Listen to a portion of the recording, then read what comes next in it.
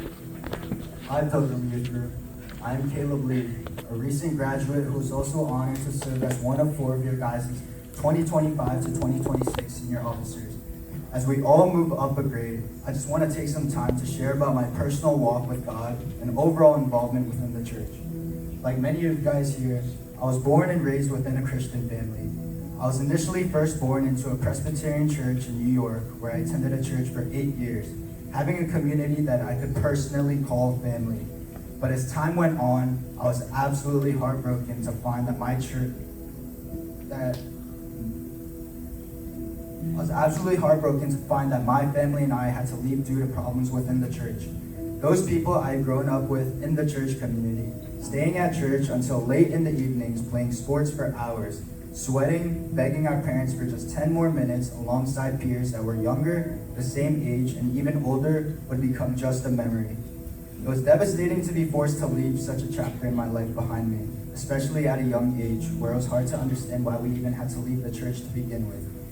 I was only 8 at this time, and having to start my second grade at a new church seemed so nerve-wracking. For the first few weeks at Pilgrim Church, I felt confused, upset, and even unwilling to go to church. These various waves of emotions was too much to handle for me, and I felt like I even resented God for making me leave behind my old church. I was so anxious and scared that I couldn't even attend my own service for a whole month, going to the Korean services with my parents where I could barely understand anything. After a full month of attending the services with my parents, I gained the courage to finally attend my own, especially because I didn't want to feel like I was in such a state of loneliness on Sundays.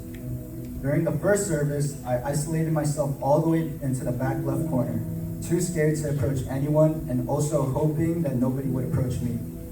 However, this feeling of isolation soon came to an end when another second grade boy told me to join his Bible study class. His name was Evan Kwon. He seemed like another shy kid, similarly to me, but because we shared so many similarities, we clicked instantly. From this day onward, everything slowly began to change. What once felt like a place I was forced to go to slowly became the place I looked forward to every week. God saw how much I struggled and utilized something as simple as one person reaching out to me to change my experience at church. As time went on, God continued to place new, incredible people in my life. After being a duo for some time, we also became a trio with not only your second senior officer, but yours truly, Aaron J. Fast forward to now, having a solidified friend group within the church, I can look back now and clearly see that even when I couldn't understand why God allowed me to leave my old church, He was already preparing a new place and a new family for me here at Pilgrim. And even though Evan and I have gone our separate ways, we will still keep in touch from time to time, and I will forever be grateful for the hospitality he showed me when I first came. And of course, like everybody else, my walk with God was not perfect, nor was it anywhere close. There were plentiful seasons where I cared more about school, sports, the gym, or hanging out with friends more than spending time with God. I would tell myself I was just too busy, when in reality, I was making time for everything else except for Him. I would come to church every Sunday, but there were times when my relationship with God became more of a routine than a personal one.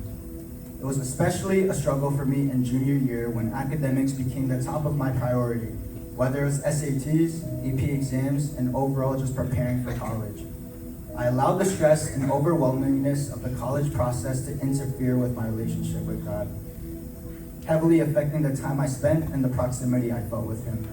Through this, I began to realize that simply saying God first wasn't enough if I only acknowledged Him for a few minutes every morning and then forgot about Him for the rest of the day. I came to understand that following Christ isn't just about starting your day with God.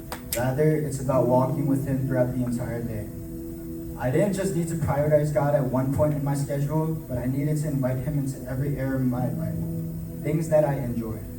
While it is still definitely a work in progress, I try to implement it slowly. For instance, when I go to the gym, before starting my lift or even warming up, I would take a mere 30 seconds to simply pray and thank God for His blessings, giving me the opportunity, the strength, and the energy to even be able to lift and treat my body like a temple He wants me to. Even for those that don't go to the gym, there are just so many instances where you could simply just stop and pray, acknowledging how blessed you are to be able to work and get money, go to school and gain knowledge, or even go out with your friends and just have fun. prayer also doesn't have to be long or complicated. Sometimes it's simply stopping for a few seconds to acknowledge that every blessing, every opportunity, and every breath comes from Him. I still fail, and I still get distracted, but I know that God is not asking for perfection, rather He is asking for my heart. If you desire to build your relationship but don't know where to start, get involved in the church. Years of serving for PUG as a TA and serving at multiple retreats and also being your guys' senior officer gave me many areas and opportunities to grow. Pastor Jay and Pastor Joe provide so many opportunities to become involved, whether it be through the welcoming team, praise team, planning events, senior officers when you're old enough, of course, and the soon-to-come release of our PYG 2.0. Step outside of your comfort zone and take the opportunity to serve when you can. And finally, one last message that I wish all of you guys to have resonated in your minds is that your faith has to become your own. Not your parents, not your friends, not your pastors. Nobody's but yours.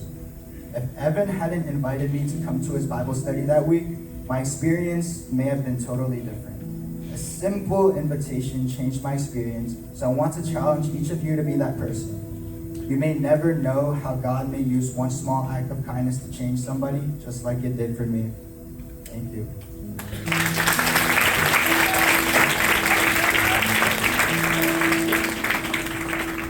Thank you, Caleb. You know, speaking to you guys is really terrifying, but Caleb did a better job than me.